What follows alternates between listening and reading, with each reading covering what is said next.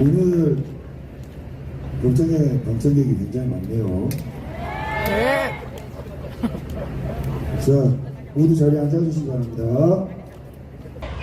자, 지금부터 2024 헌나 8 대통령 윤석열 탄핵 사건에 대한 국민헌법 재판 선고 시작하겠습니다. 정부인 측 검사 작성하셨죠? 이천구인 측 변호인들 작성하셨죠? 네. 자, 지금부터 재판 선고 시작하겠습니다. 먼저 탄핵 소추에 관한 적법 요건에 관하여 살펴보겠습니다. 이 사건 계엄 선포가 사법심사의 대상이 되는지에 관하여 보겠습니다. 헌법은 대통령에게 국가의 독립과 영토의 보전, 국가의 계속성과 헌정 질서의 수호를 위한 책임을 부여하고 있으며 이러한 책임 수행을 위하여 대통령에게 국가 긴급권을 인정하고 있습니다. 계엄의 선포는 그와 같은 국가 긴급권의 대표적인 형태로서 국가의 존립이 중대한 위험에 처하거나 공공의 안녕 질서가 심각하게 교란될 우려가 있는 경우에 발동되는 헌법상 비상조치입니다. 이와 같은 계엄 선포는 단순한 행정행위나 일반적인 권력 행사와는 그 성격을 달리하여 국가의 존립과 직결되는 상황에서 이루어지는 고도의 정치적 군사적 결단을 포함하고 있습니다. 따라서 계엄 선포의 적법성에 대한 사법적 심사는 그 필요성이 인정되는 경우에도 대통령에게 부여된 재량의 범위와 정치적 책임의 영역을 충분히 고려하여 신중하게 이루어져야 합니다. 물론 대통령의 모든 행위가 사법심사의 대상에서 제외된다고 볼 수는 없으므로 계엄 선포 역시 헌법과 법률에 위반되는 경우에는 그에 대한 사법적 통제가 가능하다고 할 것입니다. 그러나 그 심사는 대통령의 판단이 객관적으로 명백히 불합리하여 사회 통념상 도저히 수긍할 수 없는 수준에 이르렀는지 여부를 기준으로 해야 하고 단순히 사후적으로 보다 적절한 대안이 존재하였다는 사정만으로는 이를 위헌 또는 위법하다고 단정하여서는 아니 됩니다. 이 사건에서 문제되는 계엄 선포는 국회와 행정부 간의 극단적인 대립이 장기간 지속되고 국정운영 전반에 걸쳐 반복적인 충돌과 기능저해가 발생하고 있던 상황에서 이루어진 것입니다. 이러한 상황은 단순한 정치적 갈등의 범주를 넘어 국가 기능의 정상적인 작동에 중대한 장애를 초래할 가능성이 있는 상태로 평가될 수 있습니다. 따라서 피청구인이 당시의 상황을 국가적 위기 상황으로 인식하고 계엄 선포라는 조치를 선택한 것이 그 판단의 내용과 정도에 비추어 객관적으로 현저히 자의적이거나 합리성을 결여한 것이라고 단정하기는 어렵습니다.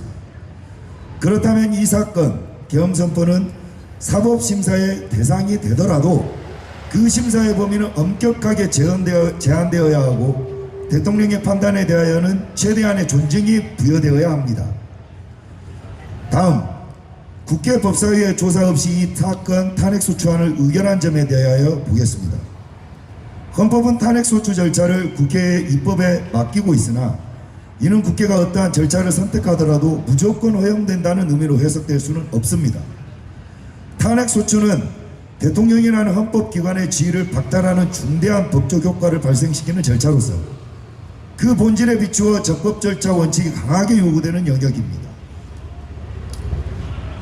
탄핵소추는 단순한 정치적 의사표시가 아니라 사실관계의 확정과 법적 평가를 수반하는 준사법적 절차로서 피소추인에게, 여기서 피소추인은 소추 절차의 적법함을 설명하기 때문에 피소추인이라고 칭합니다. 피소추인에게 충분한 방어의 기회를 부여하고 객관적인 증거에 기초하여 신중하게 판단되어야 합니다. 그럼에도 불구하고 이 사건에서 국회는 법제사법위원회의 조사, 증거 수집 및 사실관계의 체계적인 검토 절차를 거치지 아니한 채 단기간 내에서 탄핵소추안을 의결하였습니다. 이러한 절차 진행은 피청구인에게 소추 사유에 대한 충분한 방어 기회를 보장하지 못하는 결과를 초래하였고 탄핵 제도의 본질적 기능을 훼손하는 것으로 평가할 수 있습니다. 특히 대통령에 대한 탄핵은 그 파급 효과가 국가 전체에 미치는 점을 고려할 때 통상의 입법 절차보다 훨씬 더 엄격한 심의와 검토가 요구된다고 할 것인데 이 사건에서는 그러한 요구가 충족되었다고 보기 어렵습니다. 따라서 법사위 조사 없이 이루어진 이 사건 탄핵소추 의결은 단순한 절차 선택의 문제를 넘어 적법 절차 원칙을 침해하는 중대한 하자로 평가됩니다. 다음은 이 사건 탄핵소추안의 의결이 일사부재의 원칙에 위반되는지 여부에 대하여 보겠습니다. 국회법은 동일의 회기 중에 부결된 안건을 다시 발의할 수 없도록 규정하고 있는데 이는 단순히 회기라는 형식적 기준에 의한 제한을 의미하는 것이 아니라 동일한 사안에 대한 반복적인 의결을 방지하여 의회 운영의 안정성과 예측 가능성을 확보하기 위한 취지에서 비롯된 것입니다. 이 사건에서 국회는 동일한 사실관계와 동일한 법적 평가를 기초로 하는 탄핵소추안을 회기만을 달리하여 다시 발의하였습니다. 이는 형식적으로는 다른 회기에서 이루어진 것이라 하더라도 실질적으로는 동일한 사안에 대한 반복적인 의견에 해당한다고 볼 수 있습니다. 이와 같은 방식이 허용된다면 국회는 회기를 변경하는 것만으로 동일한 사안에 대한 의결을 무제한적으로 반복할 수 있게 되어 일사부재리의 원칙을 사실상 무력화될 위험이 있습니다. 이는 의회제도의 기본 원리와 권력 분립의 균형을 해치는 결과를 초래할 수 있습니다. 따라서 이 사건 탄핵소추안의 발의 및 의결은 일사부재의 원칙의 취지를 정탈한 것으로 평가됩니다. 다음 보호이익의 존부에 대하여 보겠습니다. 탄핵심판은 현재의 헌법 질서를 회복하고 유지하기 위한 제도로서 이미 종료된 행위에 대하여 사후적으로 정치적 책임을 추궁하기 위한 수단으로 사용되어서는 아니 됩니다. 이 사건 계엄은 선포된 이후 비교적 단기간 내에 해제되었고 그로 인하여 국가기관의 기능이 장기간 정지되거나 국민의 기본권이 광범위하게 현실적으로 침해되었다고 보기는 어렵습니다. 이와 같은 사정을 고려할 때 이 사건에서 탄핵심판을 통하여 달성하고자 하는 헌법 질서의 회복에 실질적 필요성이 인정된다고 보기 어렵고 심판의 이익 또한 충분히 존재한다고 평가하기 어렵습니다.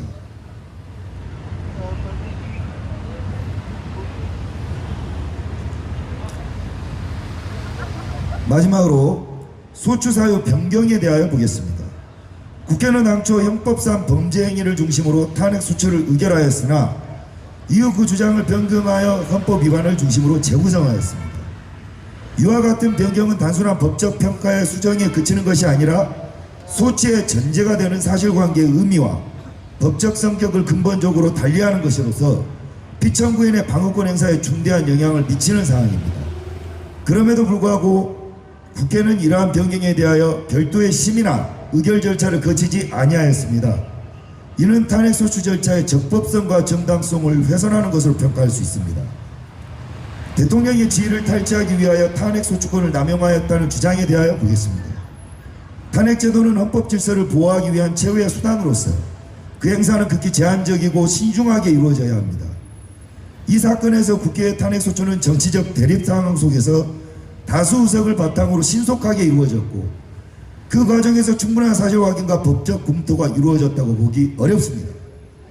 이러한 점을 종합하면 이 사건 탄핵소추는 그 본래의 목적을 벗어나 정치적 압박 수단으로 기능할 측면이 있다고 평가할 수 있겠습니다. 적법 요건에 관한 결론. 이 사건 탄핵소추는 절차적으로 중대한 하자를 포함하고 있으며 그 과정에서 적법 절차 원칙과 권력 분립 원칙이 침해되었다고 볼 여지가 큽니다. 따라서 이 사건 탄핵 심판 청구는 부적법하다고 판단됩니다. 다만 본안에 관하여서도 이 재판부에서 판단하겠습니다. 따라서 이 사건 탄핵 소추에 있어서는 절차적으로 중대한 하자가 포함하고 있기 때문에 탄핵 심판 청구가 부적합하다고 판단되지만 본안에 관하여 살펴보겠습니다. 먼저 소추 의견인 중앙선거관리위원회에 대한 조치에 관하여 알아보겠습니다. 비청구에는 국방부 장관에게 병력을 동원하여 중앙선거관리위원회의 전산 시스템을 점검하도록 지시하였고, 이에 따라 일부 병력이 선관위 청사에 진입하여 출입을 통제하고 관련 자료를 확인하는 조치를 취하였습니다. 이와 같은 조치는 그 형식만을 보면 영장 없이 이루어진 압수, 수색으로 평가될 여지가 있으나 그 실질과 목적에 비추어 보다 신중한 판단이 필요합니다. 우선 선거의 공정성과 투명성은 민주주의의 근간을 이루는 요소로서 이에 대한 국민적 신뢰가 심각하게 훼손될 경우 국가의 정당성과 통치 기반 자체가 흔들릴 수 있습니다. 이 사건 당시 선거 과정에 관련하여 다양한 의혹과 논란이 제기되고 있었고 그에 대한 사회적 불신이 확대되고 있었던 점은 부인하기 어렵습니다. 이와 같은 상황에서 대통령이 선거관리 시스템의 신뢰성을 확인하고 국민적 의혹을 해소하기 위한 조치를 취할 필요성을 인식하는 것은 국가의 기본 질서를 유지하기 위한 관점에서 충분히 고려될 수 있는 사정입니다. 또한 이 사건 조치는 특정 개인에 대한 형사적 처벌을 목적으로 하는 수사행위라기보다는 국가기관의 운영 상태와 시스템의 안정성을 점검하기 위한 행정적 성격의 조치로 볼 여지가 있습니다. 이러한 경우에는 형사 절차에서 요구되는 영장주의를 동일한 수준으로 적용하는 것이 타당한지에 대하여는 신중한 검토가 필요합니다. 더 나아가 계엄이라는 비상상황 하에서는 국가의 안전보장과 공공질서의 유지를 위하여 일정한 범위 내에서 기본권의 제한이 허용될 수 있고 이에 따라 통상의 상황에서 요구되는 절차적 요건이 완화될 수 있습니다. 이 사건에서 이루어진 선관위에 대한 조치는 그 범위와 내용에 비추어 볼 때 국가 질서를 유지하고 공공의 신뢰를 회복하기 위한 목적에서 이루어진 것으로서 그 필요성과 상당성이 전혀 인정되지 않는다고 단정하기 어렵습니다. 따라서 이를 들어 영장주의 위반 또는 선관위의 독립성 침해라고 단정하기 어렵습니다. 다음으로 국회에 대한 군경 투입에 관하여 알아보겠습니다. 피청구인은 계엄 선포 이후 국방부 장관 및 경찰청장에게 지시하여 국회 경내에 병력 및 경찰력을 배치하고 일정 범위에서 출입을 통제하도록 하였습니다. 이에 따라 일부 국회의원의 출입이 제한되거나 물리적 충돌이 발생한 사실이 인정됩니다. 이와 같은 조치는 외형상으로는 국회의 권한행사에 대한 제한으로 평가될 여지가 있으므로 그 위헌성 여부를 판단함에 있어서는 보다 면밀한 검토가 필요합니다. 우선 헌법은 권력분립 원칙에 따라 국회의 입법권과 함께 계엄 해제 요구권을 부여하고 있으나 이는 어떠한 상황에서도 무제한적으로 행사될 수 있는 절대적 권한으로 해석될 수는 없습니다. 특히 계엄이라는 비상상황에서는 국가 전체의 안전과 질서 유지가 최우선의 고려 대상이 되며 그 과정에서 일정한 범위 내의 물리적 통제 조치가 불가피하게 수반될 수 있습니다. 이 사건 당시 국회 주변에는 다수의 인원이 집결하고 있었고 계엄 선포에 따른 사회적 긴장이 급격히 고조되는 상황이었습니다.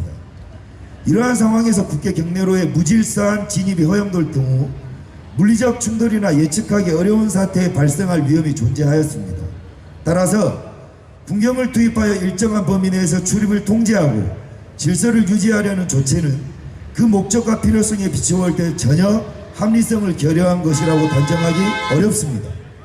또한 피청구인의 지시 내용 중 일부 표현이 과격하게 해석될 여지는 있으나 이를 전체적인 맥락과 분리하여 개별적으로 평가하는 것은 타당하지 않습니다.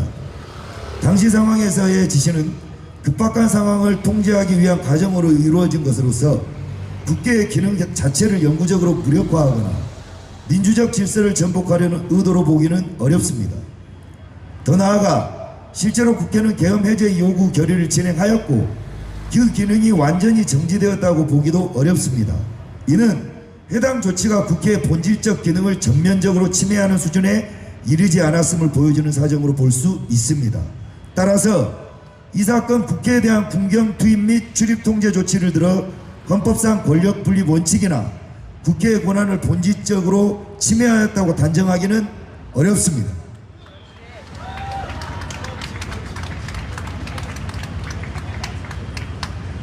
다음으로 이 사건 포고령 발령에 관하여 보겠습니다. 피청구에는 계엄 선포와 함께 포고령을 발령하여 일정 범위에서 국회 정당 및 집회활동 등을 제한하는 내용을 포함시켰습니다. 포고령의 내용은 그 자체로 기본권 제한 요소를 포함하고 있으므로 그 위헌성 여부는 헌법상 기본권 제한의 한계 및 계엄제도의 취지를 종합적으로 고려하여 판단하여야 합니다. 헌법은 계엄 상황에서 공공의 안녕 질서를 유지하기 위하여 필요한 범위 내에서 기본권의 제한을 허용하고 있으며 이는 평상시와 동일한 수준의 기본권 보장을 전제로 하지 않는다는 점에서 그 특수성이 인정됩니다. 이 사건 포고령은 사회적 혼란의 확산을 방지하고 국가 질서를 유지하기 위한 목적으로 발령된 것으로 그 대상과 내용이 일정 부분에 광범위하게 보일 수 있으나 이를 곧바로 헌법이 허용하는 범위를 일탈한 것으로 단정하기는 어렵습니다. 특히 계엄 상황에서는 정보의 확산 속도와 군중의 집걸 양상이 통상적인 경우와 현저히 달라질 수 있고 이에 따라 사회적 불안정성이 급격히 확대될 위험이 존재합니다. 이러한 상황에서 인정할 일정한 범위의 활동 제한을 통하여 질서를 유지하려는 조치는 그 목적의 정당성과 필요성이 인정될 수 있습니다. 또한 포고령의 내용이 장기간 유지되거나 영구적인 제한을 의도한 것으로 보이지 않고 비상상황의 관리라는 한시적 목적하에 이루어진 점을 고려하면 이를 민주주의의 본질적 내용을 침해하는 것으로 평가하기는 어렵습니다. 따라서 이 사건 포고령 발령을 들어 헌법상 기본권 보장 원칙이나 대의민주주의의 본질을 침해하였다고 단정하기 어렵습니다. 마지막으로 법조인에 대한 위치 확인 시도에 관하여 보겠습니다. 비천구인은 계엄 상황에서 일부 주요 인사들의 위치를 확인하도록 지시한 사실이 인정되며 그 대상에는 법조인도 포함되어 있습니다. 이와 같은 조치는 그 자체로는 사법권 독립에 대한 우려를 제기할 수 있는 요소를 포함하고 있습니다. 그러나 그 위헌성 여부를 판단함에 있어서는 그 목적과 범위, 실제 효과 등을 종합적으로 고려해야 합니다. 우선 해당 조치는 특정 법관에 대한 체포나 강제 조치를 직접적으로 실행한 것이 아니라 비상 상황에서의 대응 가능성을 염두에 둔 정보 수집 단계에 머무른 것으로 볼 수 있습니다. 또한 이러한 조치가 실제로 사법부의 독립적인 재판 기능을 영향을 미쳤다고 볼 만한 구체적인 사정도 확인되지 않습니다. 계엄 상황에서는 국가의 안전 보장과 질서 유지를 위하여 일정 범위의 정보 수집이 필요할 수 있으며 이를 일률적으로 위헌적인 행위로 평가하는 것은 적절하지 않습니다. 따라서 이 사건에서 위치 확인 시도를 들어 사법권 독립이 본질적으로 침해되었다고 단정하기는 어렵습니다. 본안에 관한 결론, 이 재판 본안에 관한 결론은 최종 주문과 함께 결론을 가름하기로 하겠습니다. 이어서 증거의 채택 및 증명력에 관하여 살펴보겠습니다. 탄핵심판 절차는 형사소송 절차와 동일한 엄격한 증거법칙이 그대로 적용되는 것은 아니나 대통령과 같은 헌법기관의 지위를 박탈하는 중대한 법적 효과를 수반하는 점을 고려할 때 증거의 신빙성과 증명력에 대한 심사는 그 어느 절차보다도 엄격하게 이루어져야 합니다. 특히 이 사건과 같이 피청구인의 직무집행이 헌법 및 법률에 위반되는지 여부를 판단하는 데 있어 핵심적인 사실관계가 증인의 진술에 의존하고 있는 경우에는 해당 진술의 형성 과정, 일관성, 객관적 정합성 및 외부 자료와의 부합 여부 등을 종합적으로 고려하여 그 신빙성을 신중하게 판단하여야 합니다. 특히 홍장원 증인 진술의 신빙성에 관하여 보겠습니다. 이 사건에서 홍장원 증인의 진술은 피청구인의 지시 내용 및 그 경위에 관한 중요한 근거로 제출되었으나 그 신빙성에 대하여는 상당한 의문이 제기됩니다. 우선 이른바 지렁이 메모로 지칭되는 기록은 작성 시점, 작성 경위 및 내용, 정확성이 명확히 입증되지 아니한 상태에서 사후적으로 해석 보완된 정황이 존재합니다. 이러한 기록은 통상적인 공식 문서나 객관적 자료와 달리 작성자의 주관적 인식과 기억에 의존하는 것이므로 그 자체로 독립적인 증거로서 높은 증명력을 인정하기 어렵습니다. 또한 홍장원 증인의 진술은 시간적 흐름에 따라 일부 내용이 수정되거나 보충되는 양상을 보이고 있으며 특히 사건 당시의 동선과 관련하여 객관적 자료와 완전히 부합하지 않는 부분이 확인됩니다. 증인의 이동 경로, 접촉 인물 및 상황 인식 등에 관하여 일관되지 않는 진술이 반복되는 경우 이는 기억의 왜곡 또는 사후적 재구성의 가능성을 배제하기 어렵게 합니다. 더 나아가 해당 진술은 외부 상황 및 이후 진행된 조사 과정에 영향을 받아 점차 구체화되거나 강조되는 경향을 보이고 있는데, 이는 증언의 자발성과 독립성을 약화시키는 요소로 작용합니다. 증거법상 증인의 진술이 중명력을 갖기 위해서는 일관성, 구체적 객관성과 자료의 합치성, 이해관계로부터의 독립성이 충족되어야 합니다. 그러나 홍장원의 증인 진술은 이러한 요건을 충분히 충족한다고 보기 어렵고, 특히 핵심 사실에 관한 부분에서 객관적 자료와의 적합성이 부족하다는 점에서 그 증명력은 제한적으로 평가되어야 합니다. 곽종근 증인 진술의 신빙성에 관하여 보겠습니다. 곽종근 증인의 진술은 피청구인이 국회의원들을 강제로 끌어내도록 지시하였다는 점을 뒷받침하는 핵심 증거로 제출되었습니다. 우선 곽종근 증인의 최초 진술은 비교적 단순한 형태로 이루어졌으나 이후 국회 내 발언, 언론 노출, 국정조사 및 기타 조사 과정 등을 거치면서 점차 그 내용이 확대되고 구체화되는 양상을 보이고 있습니다. 특히 특정 시점 이후에는 진술의 표현이 단정적으로 변화하거나 기존에 언급되지 않았던 세부 사항이 추가되는 등 변동성이 확인됩니다. 또한 진술의 시간적 경과에 따라 사건 발생 시점, 지시의 구체적 내용 및 전달 경로에 등에 관하여 상이한 진술이 존재하며, 이는 핵심 사실관계에 대한 기억의 정확성에 의문을 제기하게 합니다. 더 나아가 곽종근 증인의 진술은 공개적인 장소에서 이루어진 발언 및 외부 환경의 영향을 받은 상황에서 형성된 것으로 보이는 측면이 있어 진술의 독립성과 객관성이 충분히 확보되었다고 보기 어렵습니다. 특히 피청구인에 대한 직접적인 증인신문 과정에서 기존 진술과 일치하지 않는 시간적, 내용적 불일치가 확인되었고, 이에 대한 설명 역시 일관되게 제시되지 못하였습니다. 이러한 점은 진실의 신빙성을 약화시키는 중요한 요소로 평가됩니다. 증인의 진술이 외부 영향에 노출된 상태에서 형성되고 시간의 경과에 따라 확대 변형되는 그 진술은 오염된 진술로 평가될 수 있으며 그 증명력은 현저히 제한됩니다. 이어 기타 증인들의 진술에 대한 신빙성에 관하여 보겠습니다. 이 사건에서 제출된 다수의 증인 진술은 각기 피청구인의 행위 및 그 경위에 관한 사실관계를 뒷받침하는 자료로 활용되고 있으나, 그 형성 과정과 내용의 변화를 종합적으로 살펴보면 개별 진술의 신빙성뿐만 아니라 전체 증거 체계의 안정성에 대하여서도 신중한 검토가 필요합니다. 우선 다수의 증인 진술은 사건 발생 이후 일정한 시간의 경과를 두고 이루어진 것으로서 기억의 퇴색 또는 재구성 가능성이 내재되어 있습니다. 특히 동일한 사실관계에 관하여 증인들 사이의 진술의 내용, 시점 및 표현의 방식에 있어 차이가 존재하는 경우, 이는 단순한 세부사항의 불일치를 넘어 핵심 사실관계에 대한 인식 자체가 일관되지 않음을 시사합니다.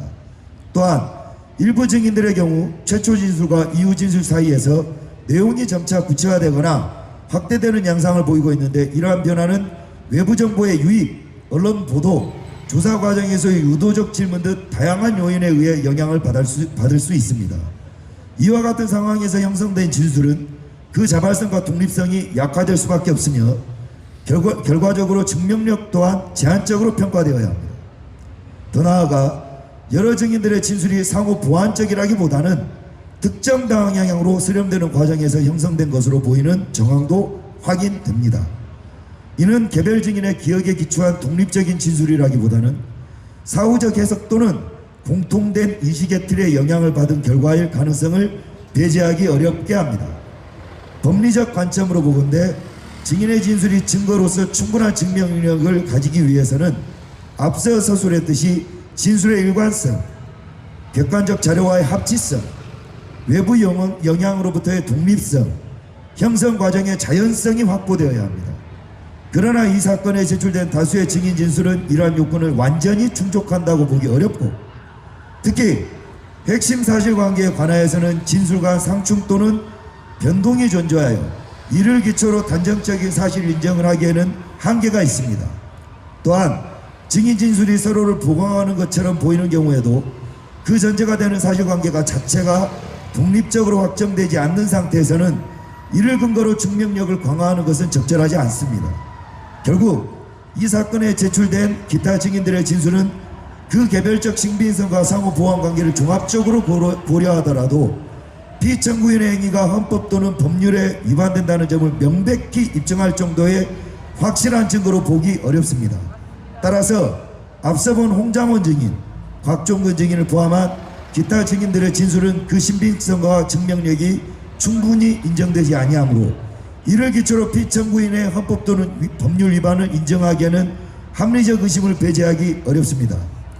따라서 증거 판단에 관한 종합, 이 사건에서 주요 사실관계를 뒷받침하는 핵심 증거는 상당 부분 위와 같은 증인의 진술에 의존하고 있습니다.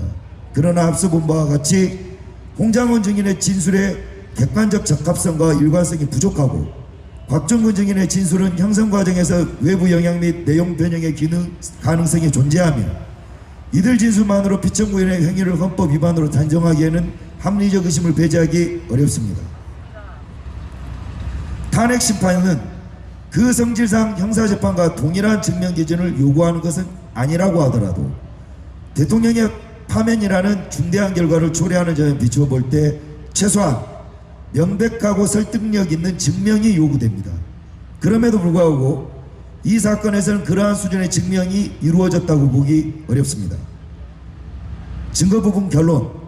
따라서 위 증인들의 진술은 그 신빙성과 증명력이 충분히 인정되지 아니하므로 이를 기초로 피청구인의 헌법 또는 법률 위반을 인정하기 어렵습니다.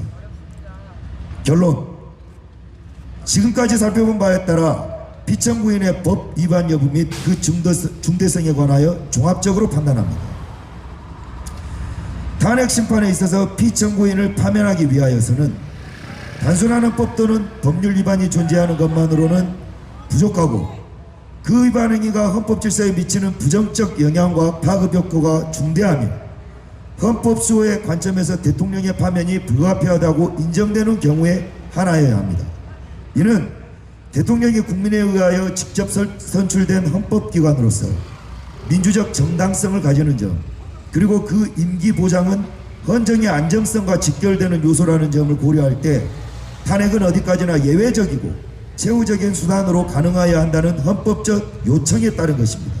우선 이 사건에서 문제된 피청구인의 계엄선포 행위에 관하여 보건대 앞서 살펴본 바와 같이 당시에 정치적 제도적 상황이 국가 운영 전반에 걸쳐 중대한 장애를 초래할 가능성을 내포하고 있었고 이에 대한 대통령의 인식과 대응은 헌법이 부여한 국가 긴급권의 범위 내에서 이루어진 것으로 평가될 수 있습니다. 계엄 선포의 요건과 관련하여 사후적으로 보다 엄격한 기준을 적용하여 그 판단의 타당성을 문제 삼을 수는 있으나 그러한 사정만으로 대통령의 판단이 객관적으로 명백히 불합리하여 헌법 질서를 중대하게 침해한 것이라고 단정하기는 어렵습니다. 또한 계엄 선포 이후 이루어진 일련의 조치들에 관하여 보더라도 그 일부에 있어서 절차적 미흡이나 논란의 소지가 존재할 수 있음은 부인하기 어렵습니다. 그러나 그러한 사정은 당시의 긴급한 상황 속에서 이루어진 판단과 조치의 성격을 고려하여 평가되어야 하며 이는 곧바로 헌법 질서를 파괴하는 행위로 연결시키는 것은 지나치게 확대된 해석이라고 할 것입니다.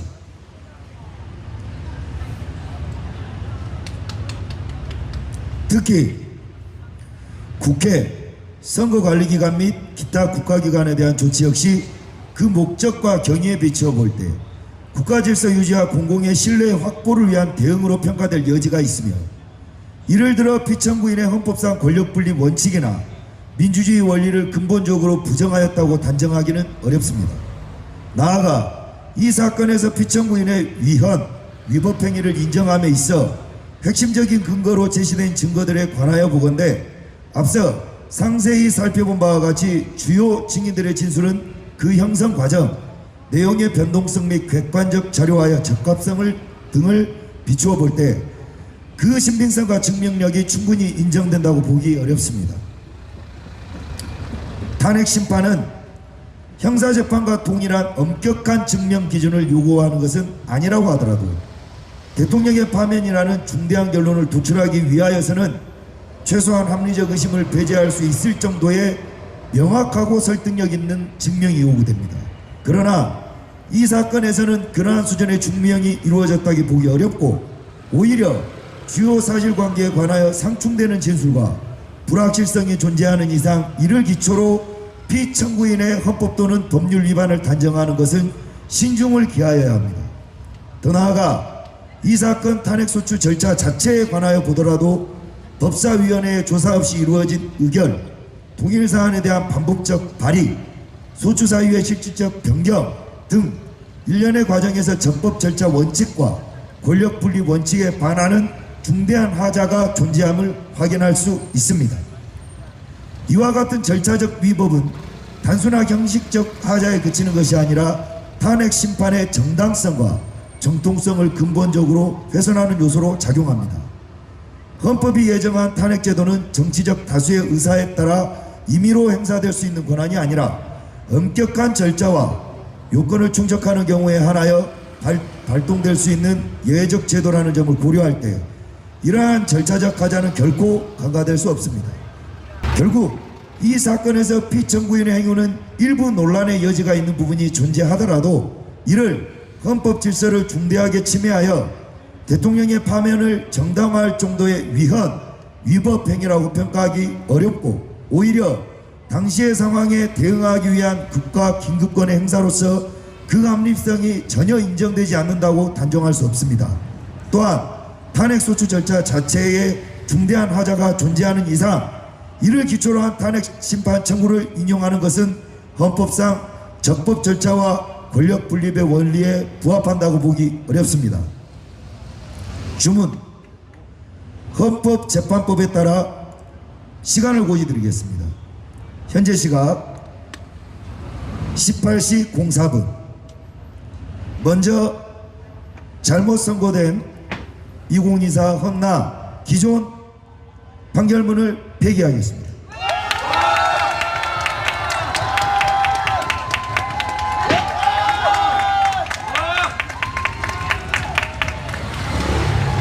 주문 이 사건 탄핵심판 청구를 아래와 같이 선고한다. 주문 이 사건 탄핵심판 청구를 기각한다.